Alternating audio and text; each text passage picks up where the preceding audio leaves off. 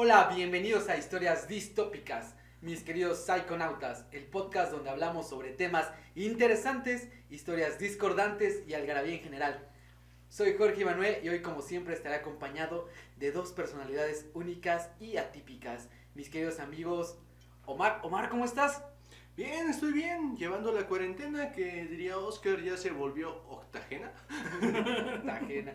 E Isael Rodríguez, ¿cómo estás, mi querido Isael? Bien, Iván, muy bien, aquí pasándola, tratando de no matarnos en la cuarentena, ¿sabes? Porque está muy aburrido.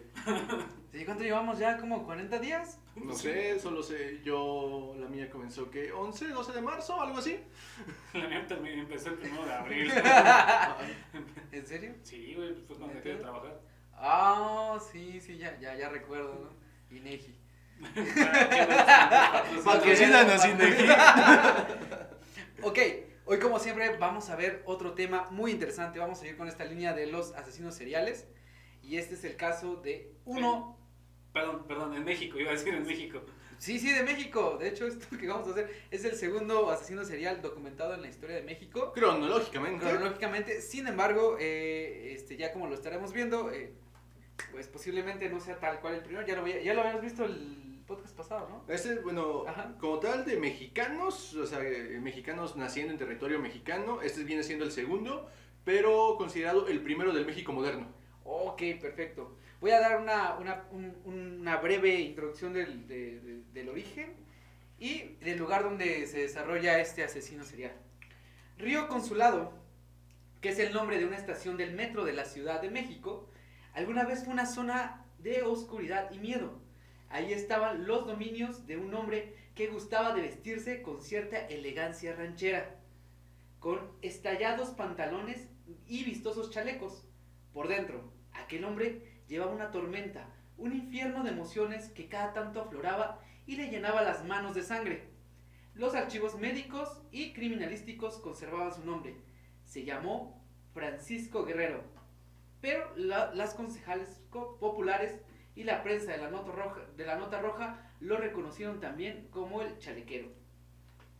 Okay. Francisco Guerrero Pérez, el chalequero, fue el primer asesino en serie, del cual se tuvo registro en México, aunque esto no quiere decir que fue el primer asesino serial, ya que este título le corresponde a Felipe Espinosa, que es lo que estábamos hablando hace ratito, y del podcast anterior. Porfa, escúchenlo, en serio está muy interesante.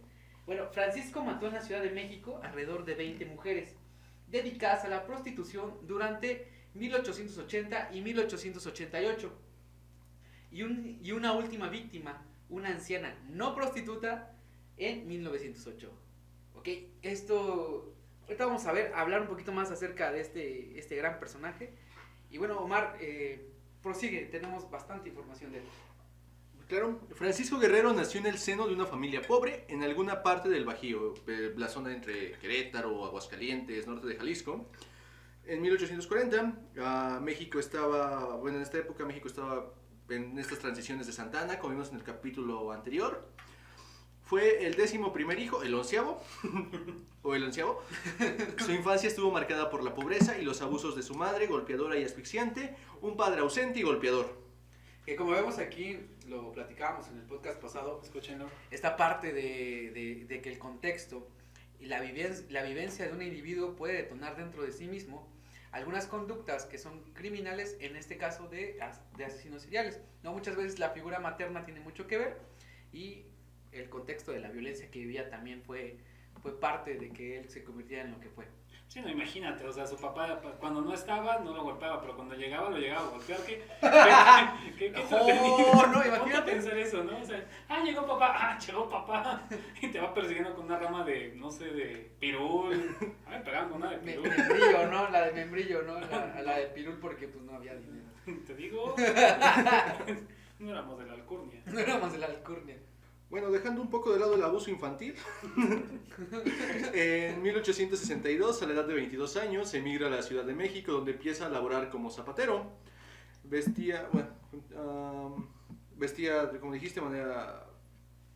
Pero, bueno, en la Ciudad de México se casa consigue esposa, se llama María, tienen 4 hijos, no sé, con 3 eran niños, niñas. Y muchos más extramaritales. Tuvo muchas amantes, las cuales de hecho llegaron a mantenerlo, de ahí el apodo de Barba Azul. Barba Azul, para ponerlo en contexto, es de un cuento, creo que si no me equivoco es un cuento alemán, en el que era un pirata o soldado que se le morían mucho las esposas. Una doncella un día decide ir de, pues no, yo quiero tener a mi, pues sí me caso contigo, y él le dice, pues va, sí te amo, ya no quiero como matar a mis esposas. Eso lo dijo en él, en voz off, no se lo dijo a ella. Y le dice, pero me voy a ir de viaje y no quiero que vayas y veas ese cuarto. No entres a ese cuarto. Le dijo, No. y pues la morra le ganó la curiosidad. El que busca encuentra. Abrió el cuarto y encontró a todas las ex esposas muertas. Y paradójicamente llegó ese día y pues se le petateó la señora. De hecho, yo tengo entendido que está basado como un aristócrata inglés o irlandés, algo así, no me acuerdo. ¿No? Y de hecho sí es como que más o menos como que se basa en... Que también era un asesino serial. Bueno, era un asesino, pero no se le dio tanta importancia. Es como que lo que yo sé. Pues yo Barba Azul me acuerdo por el cómic de Fables. Ya. De las fábulas. Ajá, sí. Las fábulas que emigran al continente americano. Lean ese cómic, es una joya. Le dieron el premio Esmer como 4 veces. Es como un Oscar, pero para cómics. por si no sabía qué onda con el premio. Pues yo no sé, güey. Entonces a mí sí me sirvió mucho, güey. Y otro dato interesante y nada ocupativo. Como decía Iván, vestía de manera estrafalaria, muy elegante, siempre usaba pantalones entallados y fajas multicolores y chalecos de charro. Lo describían como guapo, elegante, galán y pendenciero. ¿Qué es pendenciero, güey? Que le gusta la pendencia.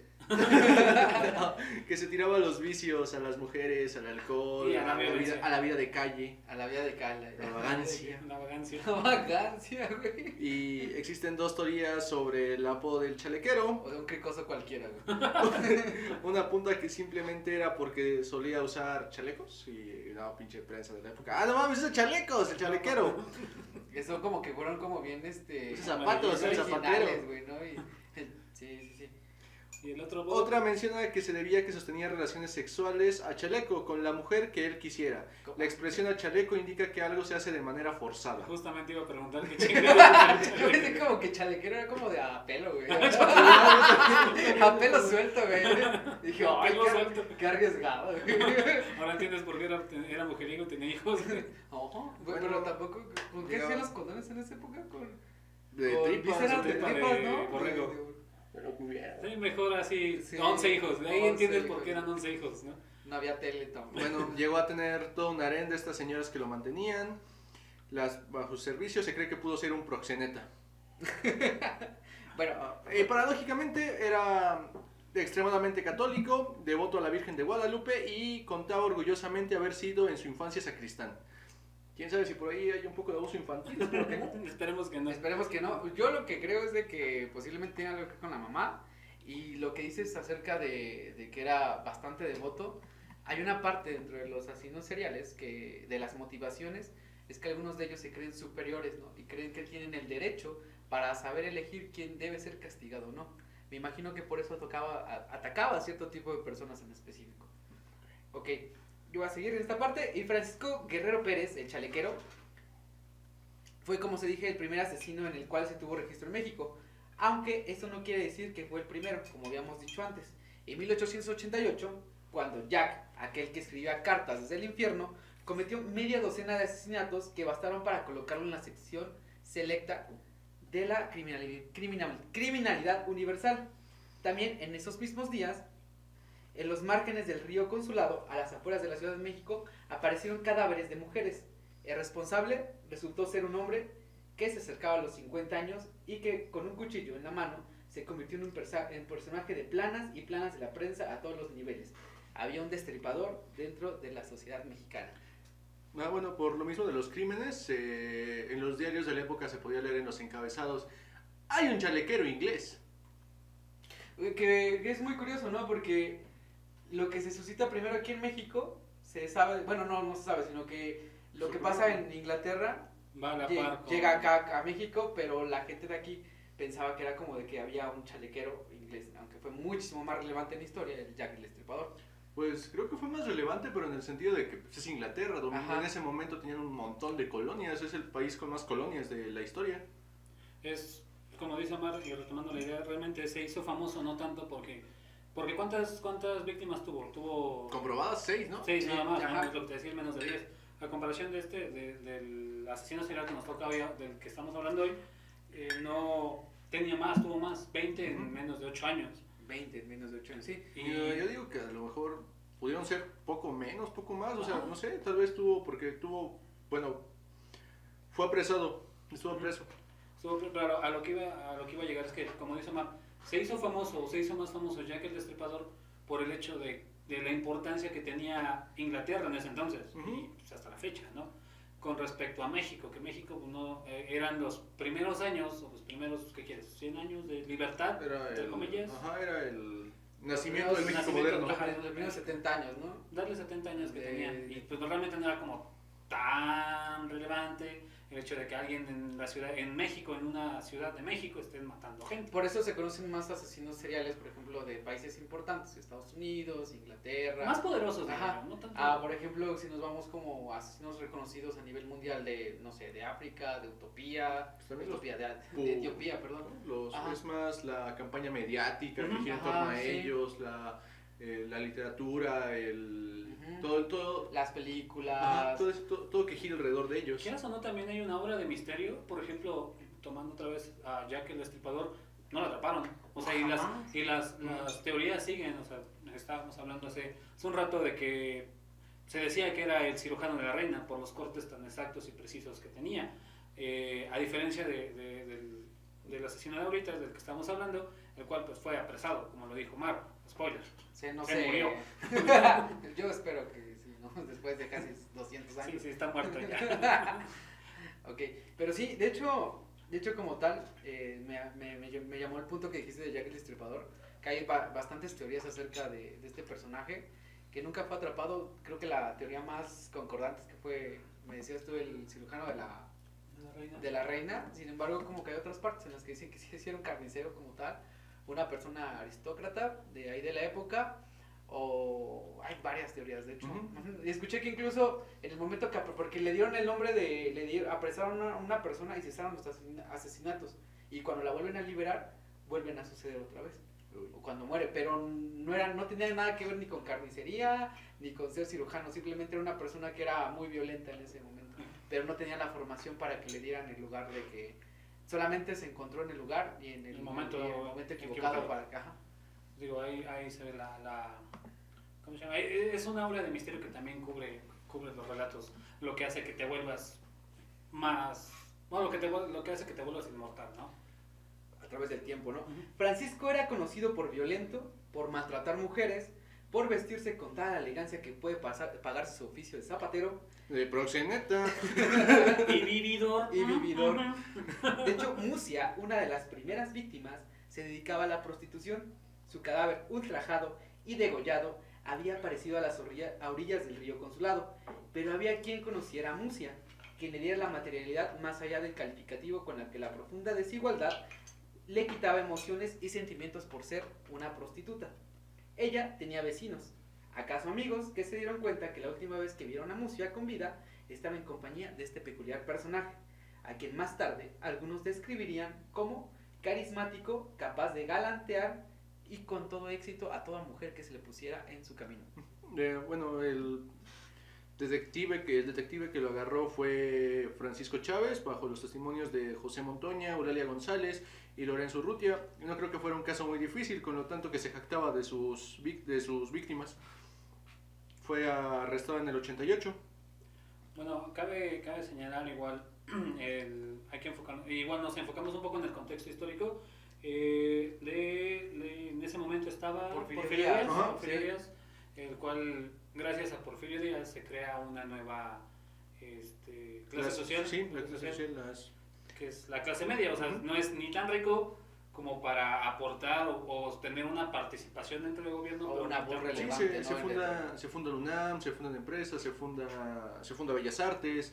Hay un surgimiento de esta nueva clase media que tenía un poder adquisitivo, que tenía O sea, que podía mandar a sus hijos a la universidad, que podían ir al teatro, pero no podían tomar las decisiones políticas o económicas del país. O sea, tenían dinero, pero no tenían poder, por así decirlo. Contactos, quizás. Aquí hay una parte de la teoría. Yo voy a explicar aquí brevemente algo que me llama la atención y que me recordó esta plática. Fue de que para que nosotros podamos subir de categoría social o de clase socioeconómica, tienen que pasar 100 años entre generaciones. ¿Cómo lo explico?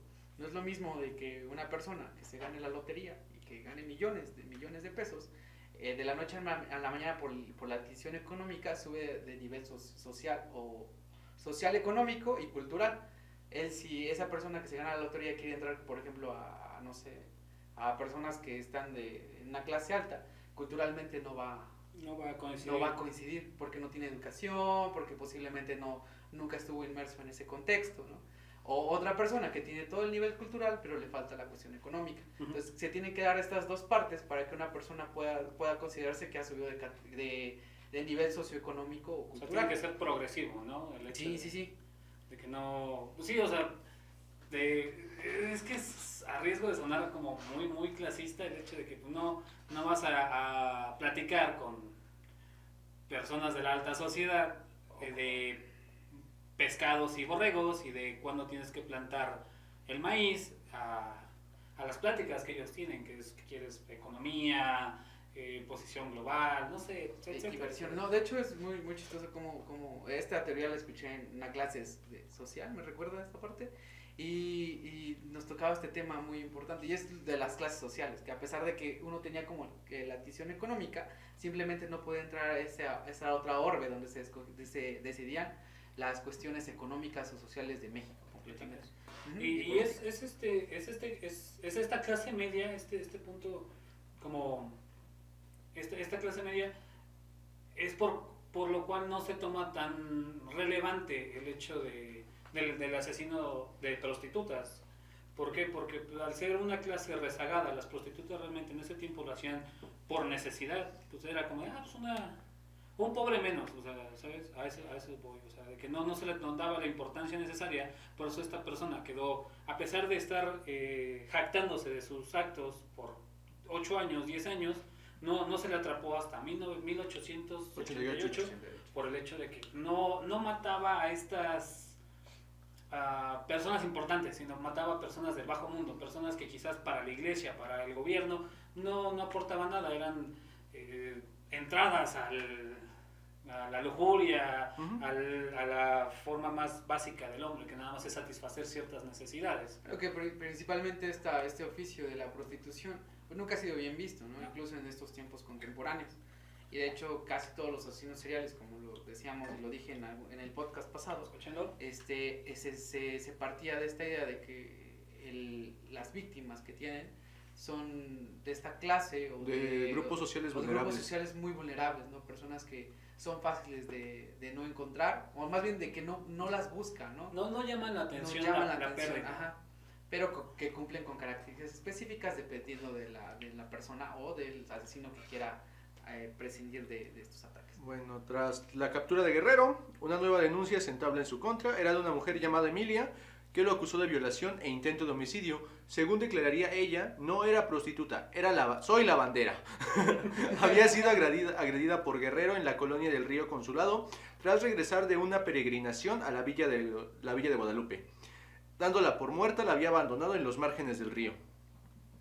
O sea, pudo haber sido más bien se suponía que era una víctima más, pero no hizo bien su trabajo.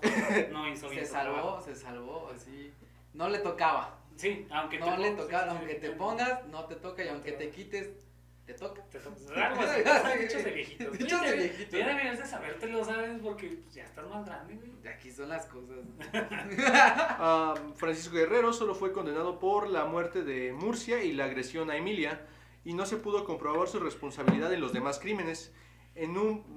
Aquí don Porfirio, bueno, en ese entonces había pena de muerte, pero por... ¿Azares del destino? No, un... Indulto. Un indulto, una revolución, Indulto presidencial. No lo mandaron matar, le dijeron te vamos a dar 20 años de cárcel. Pero por un indulto, un indulto que no era para él, era para otro preso, salió en 1804. En 1904, Mira perdón. qué suerte de la vida cuando te tocan esas cosas. O sea, dos veces se salvó. En primero es, no te vamos a matar, te vas a quedar 20 años, que realmente 20 años. ¿Fueron qué, 16? Ajá, pero a lo que iba es 20 años por 20 muertos, pues es poco, un año por muerto, ¿sabes? Bueno, de por sí como que el sistema judicial mexicano no es el más óptimo que podría No, dar. al fin es... Y creo que en 1800 creo que Más tampoco. menos. Pero qué suertazo de este tipo, ¿no? Su modus operandi, de hecho, de él era muy sencillo. Abordaba a las mujeres y les proponía sin más rodeos encontrar o tener un encuentro sexual. Posteriormente, dependiendo de la disposición de cada víctima para satisfacer los deseos del homicida, Guerrero las violaba, apuñalaba y degollaba tirando sus restos a los alrededores del río Consulado. Es por eso que se le conoce como esta parte, lo comparan mucho con Jack el Destripador, ya que este personaje pues las degollaba, las abría y tiraba los restos, bueno, en este caso a orillas del río. Ajá, o sea, Guerrero lo hacía a orillas del río, Ujú. pero Jack el Destripador las dejaba a donde fuese, ¿no? Ujú. O sea, donde las mataba y las Pero dejaba. el modus operandi era el mismo. Ajá, no, Eran sí. prostitutas y las degollaba o diseccionaba. Pero Simplemente. aquí el detalle es que por su oficio de zapatero ocupaba un cierto cuchillo especial para las telas, para el coro, Un ¿no? cuchillo Ajá. de curtidor. O sea que por ende, tanto por el cuchillo y por la práctica, no eran como tan exactos esos cortes, ¿no? A diferencia de Jack el Destripador, que sí era con... por eso se Quirúrgico, más ajá, quirúrgico. Decían que era como tipo quirúrgico, sí. este, Ok, el multiasesino era descrito como guapo, elegante y galán. Vestía con pantalón y camisa gris, chaqueta negra, sombrero ancho y zapatos negros. Gozaba de una colección de pantalones estrechísimos y por supuesto de chalecos, con agujetas y chaquetas charras vivos de cuero. La gente decía que tales elegantes ropajes no le costeaban un centavo, pues era sostenido por una de sus amantes. o varias. Varias, de hecho una fue conocida como la burra panda. Así lo encontré, de verdad, sí. Además, Francisco Guerrero era mantenido por un grupo de damas de compañía. Que es lo que nos mencionaba Omar, ¿no? O sea, de Ujú. que aparte de misógino, de machista, y era vividor. Exactamente, ¿no? La vida que todo... Ahí te dejo No, que te hundas solo, yo no. carnal. Ah, sí. Yo no me hago responsable Ahí te dejo hundirte solo. Sí. No, güey, no. No, ¿Pero qué respeto. hablamos? Ahí hundirte solo, carnal. Sí, no, carnal.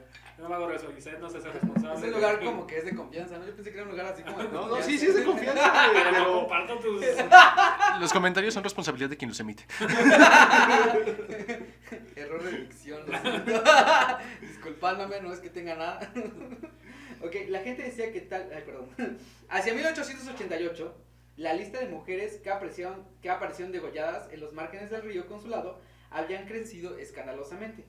La policía no descansó hasta el momento que logró capturar al maltratador tras su último asesino de Murcia. Tras su desaparición, un vecino lo denunció con el testimonio de varias mujeres.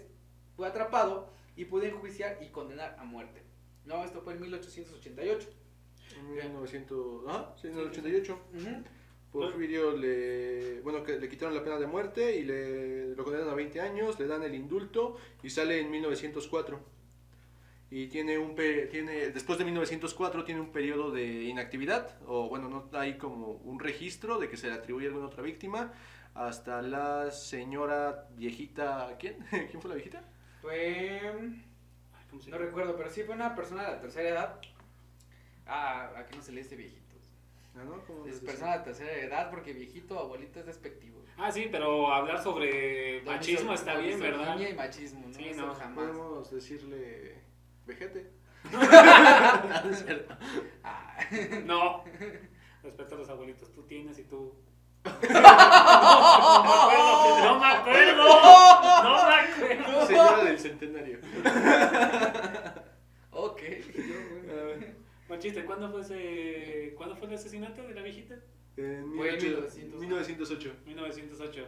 Ah, ok. ¿Modus operandi fue el mismo? Sí, exactamente el mismo. Es lo que decía de los asesinos seriales, que tienen el modus operandi ya establecido. Bueno, estos los asesinos seriales organizados, ya lo habíamos hablado de que había desorganizados y organizados. Los organizados tenían un modus operandi ya establecido, tenían unas víctimas específicas, actuaban con ciertas características para satisfacer deseos sexuales reprimidos o cuestiones específicas con alguna figura paterna no resuelta. Eso es lo que pasaba. Por eso, ajá, sí, adelante. Perdón, fue el nombre de la viejita era Antonia. Ah, gracias. Gracias. No iba a poder dormir. Fuera de dormir. Yo me acuerdo que se comentó. Que se comentó. Ok, y retomando esta parte, hay más personas, o bueno, registros generales son más hombres, asesinos seriales, que mujeres. Los asesinos seriales, por lo general, tienen una retribución sexual o, ¿cómo se dice? Como proyectiva, con algo no resuelto durante la infancia.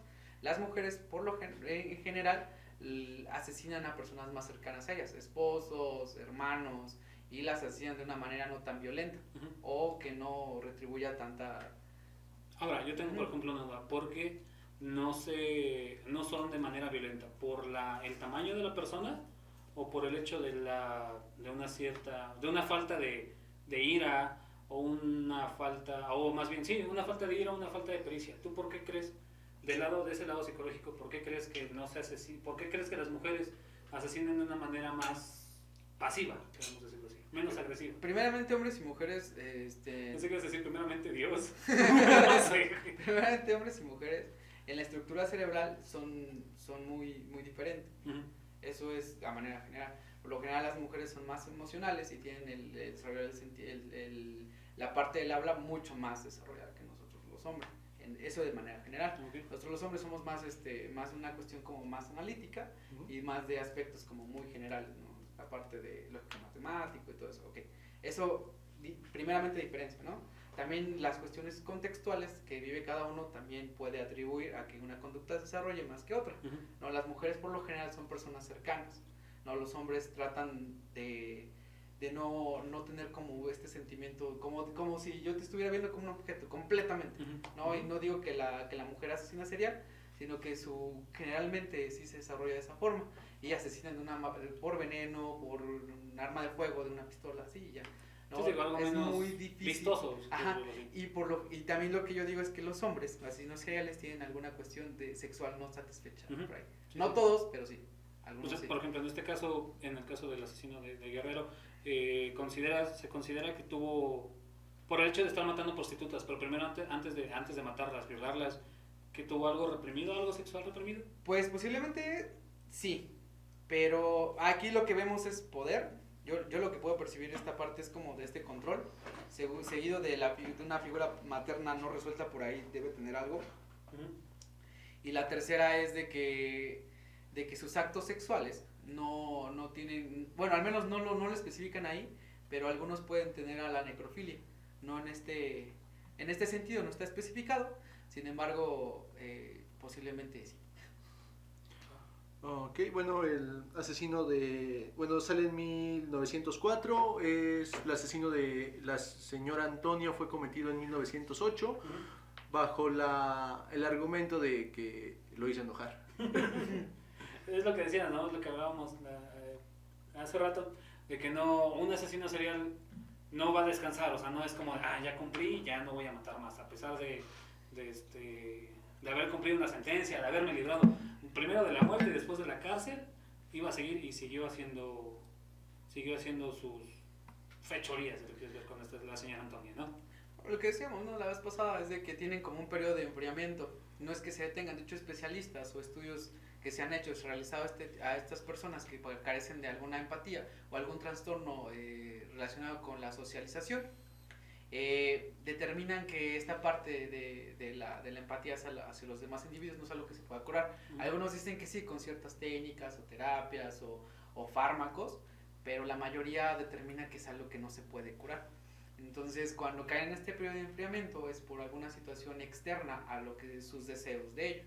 Ya posteriormente, cuando se sienten más seguros y en confianza de que no puedan ser atrapados o de que no puedan tener una consecuencia como tal, pues realizan otra vez Es hasta el momento en el que se vuelven a sentir seguros. Sí, y por lo general esta parte sí es como, imagínate que es como una droga que en algún momento te dio una satisfacción y de repente la dejas así, y a lo mejor puedes tener como periodos en las que lo dejas, ¿no? Y dices, ok, ¿no? Pero de repente esta parte vuelve a surgir y tienes que volver a cometer estos actos. En esta época la noción de asesino en serie estaba muy lejos de existir. Fue un reportero que, dando cobertura a los hechos, se dio cuenta de que el asesinato de la anciana coincidía con la serie de crímenes perpetrados por Guerrero 20 años atrás. Mismo patrón, características más distintivas de los asesinos seriales, o sea, degollamiento, el apuñalar, El lugar, ¿no? ajá, el lugar.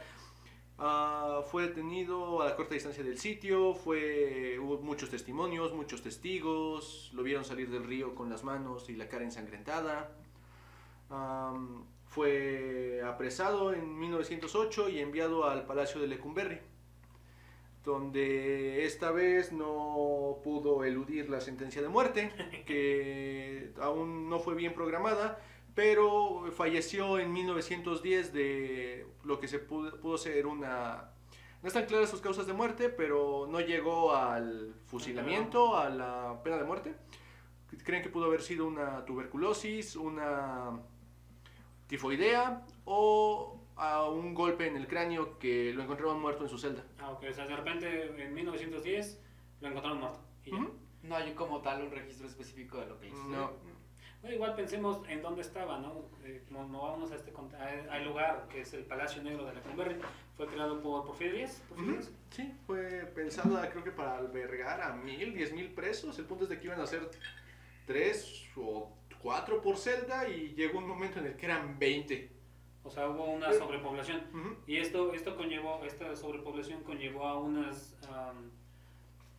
un entorno poco saludable, el cual le pudo haber dado tifoidea o tuberculosis, y nadie se hubiera dado cuenta, porque así hay partes en el Palacio Negro que son como de confinamiento, en el cual literalmente no se ve nada, no hay luz, no hay nada de luz, y donde tú duermes es donde el espacio es, ¿qué quieres? ¿Un 4x4? Y otros 20 güeyes. Y otros 20 güeyes que también se portaron mal y tienen que ir al baño, tienen que hacer sus necesidades y cumplir sus deseos, pues todos juntos ahí, pues iba a ser un revolvedero de cosas. De hecho, Lecumberri como fue una de las cárceles más crueles de toda Latinoamérica. Incluso ahí estuvo encarcelado Juan Gabriel, dato curioso aquí. Estuvo encarcelado por robo. Recuerdo que estuvo encarcelado en algún momento por robo. Ah, ¿lo viviste? Sí, ya mis años, ya mis 37 años, ya. Es un tema muy interesante el Palacio Negro de Lecumberri. Quizás en algún podcast vamos a retomarlo. Pero siguiendo con la idea de este asesino de Guerrero, muere en 1910 con 20 es lo que dice. 20 confirmados, dejemos 20 confirmados. Sí, porque eran 20 menos la que sí vivió, que lo denunció, más la viejita. Sí, porque tuvo un periodo de inactividad de casi 10 años, ¿no? Porque estaba en la cárcel. Estaba en la cárcel. Casi 20, 16. Y luego, después de salir, casi 20 años. Wow. Ok, y ya fallece nuestro gran personaje. Y yo voy a dar como esta parte de un resumen acerca de lo que yo percibí. Y el chalequero poseía una marcada personalidad psicopática, ya que carecía de empatía, no sentía culpa y tenía un estilo de vida parasitario, como lo habíamos visto que vivía de las expensas de sus amantes y de las acompañantes, ¿no? Cosificaba a las personas a su alrededor, tenía una autoestima inflada, sufría de ataques súbitos de ira, era manipulador y promiscuo. Pese a ello, era una persona totalmente carismática. En su época no se prestó atención a su diagnóstico, pero su comportamiento y personalidad concuerdan con lo de un trastorno errático de la personalidad. Los trastornos de personalidad son un conjunto de perturbaciones o anormalidades que se dan en las dimensiones emocionales, afectivas, motivacionales y de relación social con los individuos. Es muy fácil intuir que su trastorno de personalidad y su misoginia fue producto de un rechazo maternal durante la infancia, que degeneró en un complejo de Edipo. Voy a meter aquí lo que, breve contexto de lo que es un Edipo. Se reduce o se presta mucho en el psicoanálisis, que habla del enamoramiento que un individuo de pequeño, hombre, tiene hacia la madre, y de una niña pequeña tiene hacia el padre. No, alguna situación no resuelta de esa forma y genera en ellos conductas que pueden retribuir en algunos actos muy específicos, ¿no? Esta parte de que cuando escogemos a nuestras parejas y se parecen mucho a mamá, pues posiblemente tenga mucho que ver también con esta situación que no hemos resuelto todavía. ¿no? Algunos lo tienen más marcados que otro. Dato para pensar esta noche. ¿Mi pareja se parece a mi mamá? Dato para pensar eso, mi pareja se parece a Por eso sigue soltero, ¿verdad? Buena parte. Ok, terminando con esta parte de lo de Edipo, es un Edipo no superado lo que padecía este sujeto y muy probablemente no conoció una imagen paterna o esta representó el patrón de la violencia contra las mujeres. Pues insistimos, llegaba a pegarte nada más, cabrón. Pero estaba. Pertenecía a un estrato social bajo y era prácticamente analfabeto. Proyectaba en sus víctimas la imagen de su madre. Lo que vimos aquí en sus conductas es que esta parte de la mujer era algo que a él le causaba cierto rechazo. También podemos ver en su personalidad que él sentía que tenía la mano de justiciero para determinar qué personas merecían morir o no merecían morir en este caso. Sí, no, o sea, el hecho de a pesar, él se promocionaba, se presumía como un gran católico empedernido que inclusive decía, no, pues yo de chiquito era sacristán, y es lo que él sentía que le daba ese poder para poder, valga la redundancia, para poder castigar a las personas que no eran afines a sus ideales, en este caso que no eran, ¿cómo se dice? Fieles a sus maridos, las mujeres que no eran fieles a sus maridos. ¿Católicas devotas? Católicas devotas. Es como bien ambivalente, ¿no? Porque de repente tiene estas conductas que no corresponden a las creencias que tú abarcas cuando hablas, ¿no? Esta parte de soy completamente buena persona, pero por otro lado estás haciendo otras cosas que no determinan que eres una buena persona, ¿no? Y yo me imagino que de repente estas personas se la llegan a creer tanto que saben que están autojustificando la cuestión de sus actos, ¿no? Del mismo goce o disfrute que tenían con las prostitutas, ¿no? Porque antes de matarlas tenían relaciones sexuales con ellas. O sea, es muy diferente, bueno, yo considero, tú me vas a decir si estoy bien o estoy mal, que es muy diferente el hecho de solo matarlas, porque es como la impureza, limpiar las impurezas de la sociedad, a primero disfrutar satisfacer sus necesidades sexuales con las prostitutas y después matarlas. Sí, exactamente, tiene que ver algo ahí muy básico, muy general en cuanto a su personalidad, ¿no? Algo que le atribuya de hecho está tanto la misoginia como con la variedad de parejas sexuales que tuvo a través de su vida, ¿no? Incluso tuvo bastantes hijos, 4 reconocidos. Sí, 4 reconocidos. Los que se saben. Y de los que se saben. De los que se saben porque pues no había condones y no había tele. Muy bien, para terminar, Omar. Sí. Quiero compartir a Cesare Ambroso, fue un psicólogo italiano, lo describieron como un criminal nato a nuestro asesino. Guerrero. Guerrero. Al señor Según Lombroso, los criminales natos eran individuos que habían nacido en un estrato social bajo y pertenecían a una determinada etnia. Era producto de un proceso involutivo en donde a través de las generaciones, expuestas a un medio determinado, sus antepasados fueron alejándose de la condición humana hasta culminar entre ellas. Estos habían degenerado hasta asemejarse a animales y lo retrataban como un hombre perteneciente a un estrato social bajo, analfabeto, con evidentes muestras de decadencia social, con un arreglo personal muy deficiente y malos modos, y un nivel de inteligencia subnormal. Físicamente tendría tez morena, ascendencia mestiza o indígena, robusto y rasgos toscos, marcadamente masculinos, casi simiescos. Y Carlos Roumac, uno de los primeros criminólogos mexicanos, concluyó que el degollador del Río Consulado era un criminal nato al afirmar: no hay datos suficientes que autoricen a suponer que el chalequero haya cometido sus crímenes bajo la influencia irresistible de la perversión sexual. No los ha cometido bajo la influencia de una obsesión morbosa, los ha consumado para impulsiones violentas y conscientes. Es por tanto un degenerado inmoral violento. Yo me quedo con 2 partes que dices, la parte del italiano, que es como una parte muy general en la que quiere como tratar de entender los comportamientos no solamente de él, sino a nivel general. Cuando hablas de rasgos simiescos y esta descendencia indígena o mestiza, trata como de abarcar todo lo general, ¿no? Esta parte de que todas las personas que tienen estos rasgos... No sé, es una masa que era blanco y privilegiado. Creo que no pudiste haber explicado mejor, ¿sabes? O sea, yo sí tuve información, yo sí tuve educación. Los que no tienen educación son los simios que nos van a matar. El mexicano Carlos Roumac se escucha más cercano, más, tal vez humanizándolo más. Más empático. Más empático. Sí.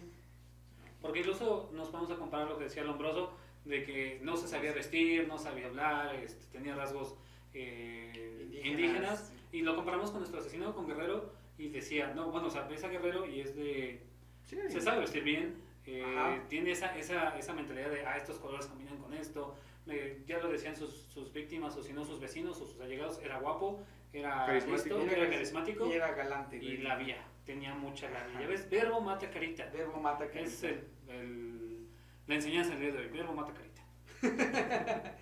Cuidado, no puedes tener un asesino serial como Tal vez se novio. equivocaron, Guerrero era educado, incluso caballeroso, era así como se ganaba la confianza de sus víctimas.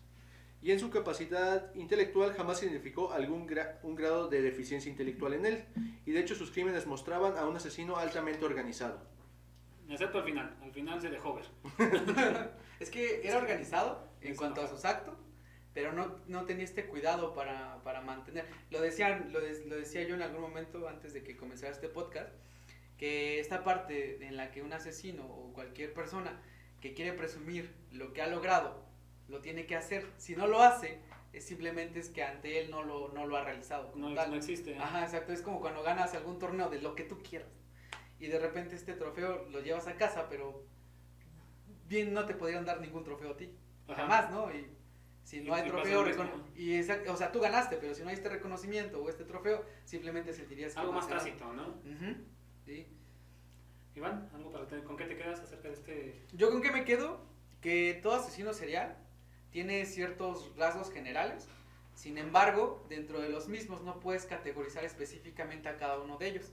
Cada uno de ellos tiene rasgos o características o especificaciones muy determinantes que podrían suscitar en cada persona o individuo de una manera muy precisa. Yo lo veo así, completamente. Y que no todo acto y contexto llevan a que todo individuo pueda realizar actos de esta índole. No generalizar. Ajá. Omar, Termina bien lo que empiezas, porque si vas a hacer algo, hazlo bien. sí, no, porque pues, por eso fue a la cárcel, y desde ahí salió el primer homicidio. El que come callado come 2 veces. Pudo haber matado 40 personas en vez de a 20. No presumas tanto. No presumas tanto. Y más si es algo Ilegal, ¿sabes? no lo presumas. Y no mates personas. Sé buen niño, ve a la iglesia. No, no es cierto. Sí es cierto, no es cierto. No vayas. No vayas a la iglesia. Sé buena persona. Muy bien, esto sería todo por el podcast de esta noche, o día, o mañana, depende cómo nos estén escuchando, o de qué hora nos estén escuchando. Por favor, si les late este pedo, compártanlo. Si no les late, también compártanlo. A quien les caiga mal, sabes que ahí te va, pierde 40 minutos o 50 minutos de tu vida. A quien les caiga bien, ahí te va, Está chido. infórmate, carnal. Infórmate. Síganos en nuestras redes sociales. En Facebook estamos como Historias Distópicas. En Instagram estamos como Historias Distópicas. Sí, En Twitter estamos como Historias Distópicas. Creo que es HD Distópicas. HD Sí, Distópicas, ya perdón. tenemos, güey. Claro. Está en un veremos. Lo que ya está chido es Spotify, Historias Sí, Distópicas. en Google Podcast ya también estamos. Escucha Google Podcast. De verdad, yo sí empecé ahí como a escuchar mis primeros podcasts. güey. Luego en YouTube igual Historias Distópicas. Suscríbanse, presionen la campanita de notificación, todas esas cosas. Todas cosas de youtubers que ya tienen como muchos seguidores, ¿no? Y pues, No digo que no lleguemos a eso, ojalá. sus redes, chavos. A mí me encuentran como Isaías Rodríguez en Instagram, en Facebook y en Twitter. Iván. A mí me pueden encontrar en Instagram como @Jorge Iván, en Facebook como Iván Rangel. Y ya. Porque son las únicas. En Instagram, Porque Omar no is on tengo fire, que- porque Cruda de Bacacho ya estaba ocupado. Cruda de bacacho, estaría bien mamón que te pudieras poner así, cruda de bacacho. Y Con chorro, güey. todo lo demás, síganlo. A mí sí me dio, güey. Espero que tengan una excelente semana. Sigan en casa, manténganse en cuarentena. No salgan y coman frutas y verduras. Adiós. Hasta luego, psiconautas. No puedo poner pausa. Oye, que salga eso, que salga eso.